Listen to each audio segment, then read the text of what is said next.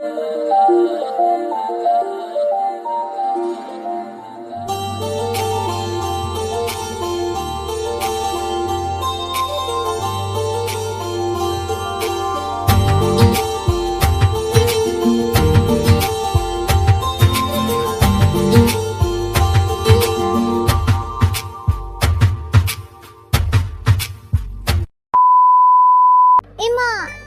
এটা কি কোনো কিস হলো? হ্যাঁ, আচ্ছা, তো মানুষ তো এইভাবেই কিস করে, আমিও তো সেটাই জানি। এইভাবে গালে নয়, এবার আমার ঠোঁটে কিস চাই।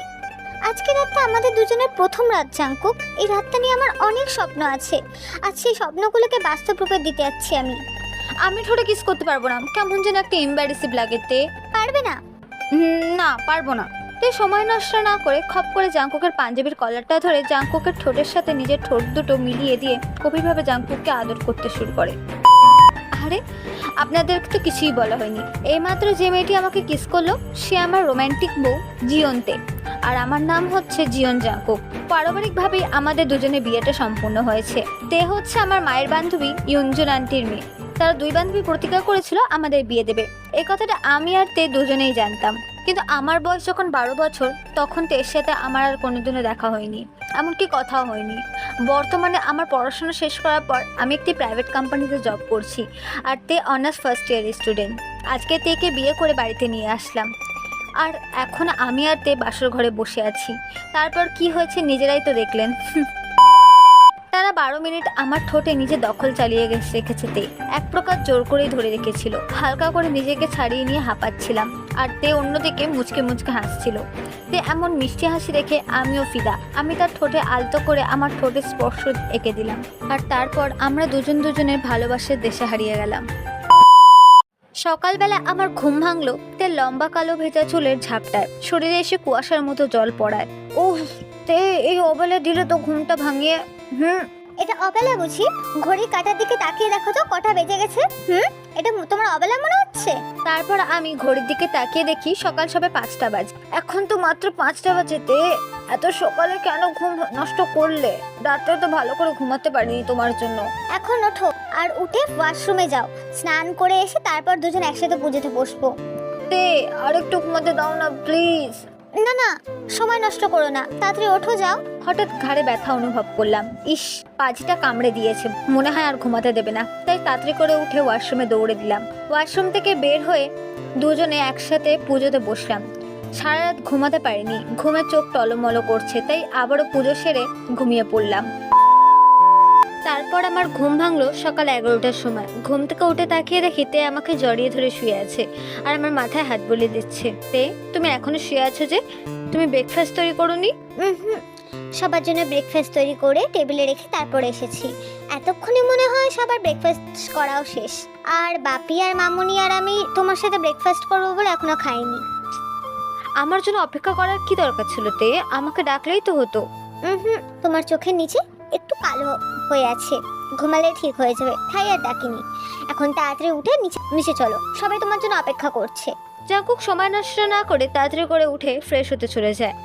আমি ওয়াশরুম থেকে বেরিয়ে দেখি তে বিছানায় বসে আছে। আমি এতক্ষণ লক্ষ্য করিনি আমার বউটাকে যে এত সুন্দর লাগছে। নীল রঙের শাড়ি, চুড়ি ও কপালে একটা ছোট্ট টিপ, একদম পরীদের রানীর মতো লাগছিল। তাই এক দৃষ্টিতে তের দিকে তাকিয়েছিলাম। আমি তের আরও কাছে গেলাম এবং এসে তের কোমরটা শক্ত করে চেপে ধরে নিজের কাছে এনে তের কপালে ঠোঁটে স্পর্শ করে দিলাম, আর তে আমাকে শক্ত করে জড়িয়ে ধরে আছে। হঠাৎ দরজায় শব্দ হওয়ায় দুজনে চমকে গেলাম। দাদা বৌদি, এই দাদা বৌদি, তোমাদের দুজনের জন্য মা বাবা কখন থেকে নিচে অপেক্ষা করছে জানো? তাড়াতাড়ি নিচে এসো। এটা হচ্ছে আমার ছোট বোন জিমিন। যাচ্ছি যাচ্ছি। জিমিন হাসতে হাসতে চলে গেল। আমরাও এসে চলে গেলাম ব্রেকফাস্ট করার জন্য। শোন জাঙ্কুক, বৌমাকে কিছুদিনের জন্য কোথা থেকে ঘুরিয়ে নিয়ে আসিস। বাবা, আমার তো চাকরি আছে তাই না? 6 দিনের ছুটি কাটানো অলরেডি হয়ে গিয়েছে, আগামীকাল থেকে অফিসে জয়েন করতে হবে। আরে জাঙ্কু বাবা, কিছুদিনের জন্য ছুটি নিতে পারবি না তুই? না মা, যদি নিতে পারতাম তাহলে তো নিয়ে নিতাম তাই না?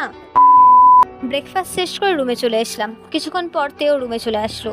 একটা কথা বলবো? হ্যাঁ বলো, কি বলবে তে? আমার কিন্তু টুইন বেবি পছন্দ, আগে থেকেই বলে রাখলাম। তো আমাকে কি করতে হবে শুনি? অফকোর্স পরিশ্রম। তাহলে কাছে এসো। কেন? ও মা, টুইন বেবি লাগবে না বুঝি তোমার?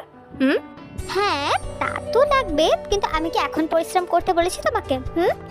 আমি আর কিছু না বলে তেকে টান দিয়ে নিজের কোলে বসালাম। তে আমার চুলগুলো খামচে ধরে আমার দিকে তাকিয়ে আছে।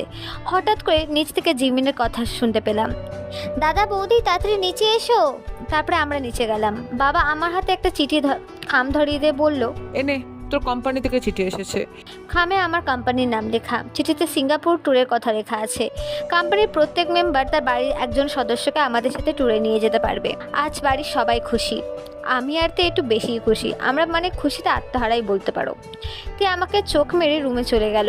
একটু পরে আমিও রুমে চলে আসলাম, কিন্তু আশ্চর্য, রুমে এসে দেখি হঠাৎ টেনি। হঠাৎ কেউ আমাকে পেছন থেকে জড়িয়ে ধরলো। তাকিয়ে দেখি তে আমাকে পেছন দিক থেকে জড়িয়ে ধরে আছে, আর মনে হয় পাজিটা দরজার আড়ালে লুকিয়েছিল। কি করছো তে? ছাড়ো, দরজা খোলা আছে। থাকুক খোলা, আমি তোমার হাজবেন্ডকে জড়িয়ে ধরেছি, আমি তার সাথে যা ইচ্ছা তাই করব। তোমার কি? তোমার কি শুনি? আচ্ছা, তা কি কি করবে শুনি? কিচ্ছু না, এই বলে তে আমার ঘাড়ে আর মুখে চুমুতে ভরিয়ে দেয়। হয়েছে, এত রোমান্টিকতা দেখাতে হবে না, পা ব্যথা করছে, মালিশ করে দাও তো একটু। আচ্ছা ঠিক আছে, চলো দিচ্ছি। তারপর আমি খাটে গিয়ে শুয়ে পড়লাম, আর তে আমার পা মালিশ করে দিচ্ছে। কখন যে ঘুমিয়ে পড়লাম টেরই পাইনি। ঘুম থেকে উঠে দেখি তে আমার বুকের উপরে শুয়ে ঘুমাচ্ছে। ঘুমালে তেকে একদম ছোট বাচ্চাদের মতো লাগে। ওর চুলগুলো মুখের উপর পড়ছিল। আমি তার হাত দিয়ে আলতো করে চুলগুলো মুখ থেকে সরিয়ে দিলাম। তার চোখের পলক নড়ছে, তার মানে এক্ষুনি জেগে যাবে। আমি আবারও ঘুমানোর ভান করলাম। চোখ হালকা করে খুলে মিটমিট করে তাকে দেখতে আমার দিকে কিছুক্ষণ তাকিয়ে থেকে হঠাৎ করে আমার কপালে তার ঠোঁটের স্পর্শ রেখে দেন। সে চলে যাচ্ছিল, ঠিক সেই সময় আমি তার হাত ধরে টান দিলাম এবং তে আমার বুকের উপরে এসে পড়লো। এই ছাড়ো, কি করছো? তুই এসে পড়বে তো। আসো। এই তুমি না কেমন জানো? কেমন? অসম্ভব ভালো, একদম আমার মনের মতো। তাই বুঝি? তাহলে একটু আগে যেটা কপালে দিচ্ছিল ওটা এখন ঠোঁটে দাও। পারবো না। তাহলে আমিও ছাড়বো না। আচ্ছা দিচ্ছি, তার আগে চোখ বন্ধ করো। এই চোখ বন্ধ করলাম। অনেকক্ষণ চোখ বন্ধ করে অপেক্ষায় ছিলাম। অবশেষে চোখ খুললে দেখি যে রুম থেকে চলে গিয়েছে। তার মানে আমাকে বোকা বানিয়ে দিয়েছে। একবার হাতের কাছে পাই, তারপর আমি দেখাবো। বিছানা ছেড়ে আমিও ওয়াশরুমে চলে গেলাম। হাত মুখ ধুয়ে নিচে গেলাম দুপুরে খাবার খাওয়ার জন্য। সবাই খাবার নিয়ে বসে আছে আমার জন্য। টেবিলে বসতে বাবা বলল, জাংকুক, বৌমাকে নিয়ে আগামীকাল কটার সময় বেরোবি, কিছু ঠিক করেছিস? আমরা খুব ভোরেই বেরিয়ে যাব বাবা। আচ্ছা, তো সেখানে কয়দিন থাকার প্ল্যান আছে কিছু জানিস? 7 দিন মতো থাকবো বাবা। খাওয়া দাওয়া শেষ করে রুমে চলে এলাম। কিছুক্ষণ পর তেও চলে এলো। জাংকুক চলো না ছাদে যাই। এখন নাতে, বাইরে অনেক রোদ আছে। আমার বউটা এত সুন্দর, যদি চেহারা ঝলসে যাবে তাহলে কি হবে? তা কখন যাবে শুনি? বিকেলবেলায় যাব। আমি তের হাওয়ায় ওড়া উন্মুক্ত চুলগুলোর দিকে তাকিয়ে আছি। কি দেখছো? তোমার চুলগুলো। দেখতে হবে না, ব্যালকনিতে চলো, চুলগুলো তুমি বেনি করে দেবে। আমি ভেনি করতে পারি না। আমি শিখিয়ে দেবো, চলো এবার। তারপর আমরা বেলকনিতে গিয়ে বসে পড়লাম। তে এসে আমার কোলে বসলো। তে আমার দিক দেখিয়ে দিচ্ছে আর আমি বেনি করে দিচ্ছি। কিছুক্ষণ গল্প করার পর দেখি বিকেল হয়ে গিয়েছে। এই ছাদে যাবে না? এসো। দুজন ছাদে চলে এসলাম। পুরো ছাদটা নিস্তব্ধ হয়ে আছে। আকাশে রামধনু দেখা যাচ্ছে আর ধীর গতিতে ঝিরঝির করে বাতাস বইছে। দেখতে দেখতেই সূর্য পশ্চিমে আকাশে মিশে গেল। কোথায় যাও? এখানেই। হঠাৎ ছাদের দরজাটা লাগানোর শব্দ পেলাম। তে আবার চলে আসলো। কোথায় গিয়েছিলে তুমি? দরজা লাগানোর জন্য। কেন? দুপুরে যেটা চাইছিলে ওইটা দেওয়ার জন্য। কোনটা চাইছিলাম? এত তাড়াতাড়ি ভুলে গেলে? তে আমার কোলে এসে বসলো আর ও আমাকে জড়িয়ে ধরে ঠোঁটে চুমু খেলো। কিছুক্ষণ পর আমাকে ছেড়ে দিয়ে বলল, মনে পড়েছে কিছু? হ্যাঁ পাগলি, মনে পড়েছে। এই জাংকুক দেখো, আকাশে কত সুন্দর তারা উঠেছে, আর তাদের মাঝখানে চাঁদটা কত সুন্দর লাগছে। কিন্তু আমি যে দুটো চাঁদ দেখতে পাচ্ছি তে। কোথায়? একটা আকাশের বুকে, একটা আমার বুকে। তে আমাকে আরো শক্ত করে জড়িয়ে ধরে আছে। আর কিছুক্ষণ গল্প করে নিচে চলে গেলাম। দুজনে এসে একসাথে ডিনার করলাম। শেষ করার পর রুমে চলে আসলাম। আর তে ছোট বোন আর মার সাথে নিচে গল্প করছে। তের জন্য অপেক্ষা করতে করতে ঘুমিয়ে গেলাম। সকালবেলায় তে ডাকে ঘুম ভাঙলো। উঠে দেখি তে ব্যাগ গুছিয়ে দাঁড়িয়ে আছে।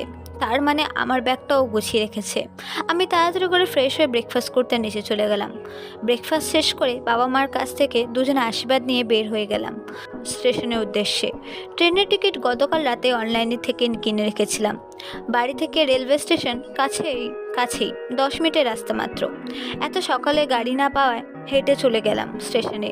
আর পৌঁছাতে না পৌঁছাতে ট্রেন এসে গেল। ট্রেনে দেখা হয়ে গেল আমার কলেজ লাইফে একটি বন্ধুর সাথে। প্রায় 3 বছর পর আমার কলেজ ফ্রেন্ড কায়ের সাথে দেখা হলো। আরে দোস্ত তুই? আরে কাই, তুই কেমন আছিস? এই তো ভালো আছি, তোর অবস্থা বল। এই আছি। তো কোথায় যাচ্ছিস? আর বলিস না, বুসান যাচ্ছি, সেখানে নতুন একটা চাকরির ইন্টারভিউ দিতে যাচ্ছি। তুই কোথায় যাচ্ছিস জাঙ্কুক? এয়ারপোর্টে যাচ্ছি। কাউকে রিসিভ করতে যাচ্ছিস নাকি? আরে না না, আসলে আমি আর তোর বৌদি, ও তোকে তো পরিচয় করাতে ভুলে গিয়েছি। এ হলো তোর বৌদিতে। আমরা দুজন কোম্পানি থেকে সিঙ্গাপুরে যাচ্ছি। ও আচ্ছা, তা তো ভালো কথা। তারপর তে ও কাই দুজনে একে অপরের সাথে মত বিনিময় করলো। কায়ের সিট একই কামরায়, তবে আমাদের থেকে একটু দূরে। আমি আর তে একই জয়েন্ট সিটে বসে আছি। তারপর যে যার সিটে বসে পড়লো। কিছুক্ষণের মধ্যে ট্রেন চলতে লাগলো আপন গতিতে। ট্রেনে খুব ঘুম পাচ্ছিল আমার, তাই তের কোলে মাথা রেখে ঘুমিয়ে পড়লাম। তে আমার মাথায় হাত বুলিয়ে দিচ্ছে। একটু পরে তের ডাকে আমার ঘুম ভেঙে গেল। কি হলো তে, ডাকছো কেন? ওঠো, বাদাম খাবো। না, উঠতে পারবো না, এখন ঘুম পাচ্ছে আমার। আচ্ছা শুয়ে থাকো, আমি খোসা ছাড়িয়ে খাইয়ে দিচ্ছি তোমাকে। আচ্ছা। তে বাদামের খোসা ছাড়িয়ে নিয়ে নিজেও খাচ্ছে, আমাকেও খাইয়ে দিচ্ছে। এবার ট্রেনে কেটে গেল সময়। ট্রেন থেকে নামার সময় কাই নিজের নাম্বারটা দিয়ে বিদায় নিলাম। কিছুক্ষণ পর সেখান থেকে গাড়ি করে এয়ারপোর্টে পৌঁছে গেলাম। এখন ফ্লাইটের জন্য অপেক্ষা করছি। আমাদের ফ্লাইট এখনো 20 মিনিট বাকি। পকেট থেকে ফোন বের করে বাবা মায়ের সাথে কলে কথা বলে নিলাম। কথা বলতে বলতে এক পর্যায়ে আমাদের ফ্লাইটের কথা শুনতে পেলাম। দেরি না করে তের হাত ধরে চলে আসলাম। সেখানে আমাদের কোম্পানির ম্যানেজার সব ঠিকঠাক করে প্লেনে তুলে দিলেন। সিটবেল্ট পরে নিলাম দুজনে। একটু পরতে হঠাৎ করে চোখ বন্ধ করে আমাকে জড়িয়ে ধরলো। প্রথম প্লেন চড়ছে তো, তাই হয়তো একটু ঘাবড়ে গিয়েছে। এই ওঠোতে, ভয় পেও না। মাথাটা কেমন ঘুরাচ্ছে আমার। আচ্ছা, তাহলে কাঁধে মাথা রেখে ঘুমিয়ে পড়ো। তে চোখ বন্ধ করে শুয়ে আছে, আর একটু পর পর চোখ খুলে আমার দিকে তাকাচ্ছে। যাক, শেষ পর্যন্ত সিঙ্গাপুরে পা রাখলাম। সেখানে আমাদের রিসিভ করার জন্য একজন ছেলে ও একজন মেয়ে এসেছিল। তাদের গাড়িতে আসলাম এবং তাদের গাড়িতে করে আমাদের নিয়ে এলো একটি ট্যুরিস্ট হোটেল ইন্ডিসো নামে একটি হোটেলের সামনে আমাদের গাড়ি এসে দাঁড়ালো। আমরা ভিতরে গিয়ে আমাদের রুমের চাবি নিলাম। আমাদের রুমে দেখিয়ে দিল সেখানকার ওয়েটার ভিআইপি রুম। তে দেখে তো মহা খুশি। তে খুশিতে লাফাতে শুরু করলো। আমিও খুশিতে তেকে কোলে তুলে নিলাম। ছাড়ো, ফ্রেশ হতে হবে। আমি ফ্রেশ হব আগে। না, আমি আগে। না, আমি। আচ্ছা বাবা, ঠিক আছে, আমরা দুজনেই একসাথে ফ্রেশ হব। তারপর দুজনে ওয়াশরুমে গেলাম এবং ওয়াশরুমে গিয়ে স্নান করে নিলাম। কিছুক্ষণ পর আমাদের লাঞ্চ দিয়ে গেল একজন হোটেলের কর্মকর্তা। আমার ভালো লাগছে না, তুমি খেয়ে নাও। ভালো না লাগার কি হলো হঠাৎ করে তে? মা বাবার কথা খুব মনে পড়ছে আমার। আচ্ছা, আমি খাইয়ে দিচ্ছি। তারপর তোমার মা বাবার সাথে তোমার ফোনে কথা বলিয়ে দিচ্ছি। তারপর তেকে খাইয়ে দিলাম। খাওয়ার পর তে তার বাবা মার সাথে কথা বললো এবং কথা বলার পর দুজনকে জড়িয়ে ধরে শুয়ে পড়লাম। আজকে আমরা কোথাও বেরোবো? না, আজ বেরোবো না। আজ বিকেলবেলায় দুজনে হোটেলের পরিবেশটা ঘুরে দেখবো। এখন ঘুমিয়ে পড়ো। তে আমার বুকে মাথায় রেখে দিয়ে জড়িয়ে ধরে শুয়ে আছে, আর একটু পর পর বুকে হাত বুলিয়ে দিচ্ছে। আরে ঘুমাও না। ঘুম আসছে না আমার। তাহলে আমাকে ঘুমাতে দাও। আমি ঘুমাতে না পারলে তোমাকেও ঘুমাতে দেবো না। তো এখন কি তোমাকে ঘুম পাড়ানির গান শোনাতে হবে তে? না, জড়িয়ে ধরে একটু আদর দাও, তাহলেই চলবে। তারপর আমি তেকে জড়িয়ে ধরে তার কপালে ঠোঁটে স্পর্শ এঁকে দিলাম এবং ঘুমিয়ে পড়লাম দুজনেই। মুখের ওপরে শুষ্ক অনুভব করতে জাগ্রত হলাম। তে আমার মুখের ওপরে ওর চুলগুলো দিয়ে আমাকে মেয়েদের মতো সাজানোর চেষ্টা করছে। এমন কাণ্ড দেখে আমি প্রায় বোকা হয়ে গেলাম। তে আমাকে জড়িয়ে ধরলো। মেয়েদের মতো সাজলে না তোমাকে অনেক সুন্দর লাগে।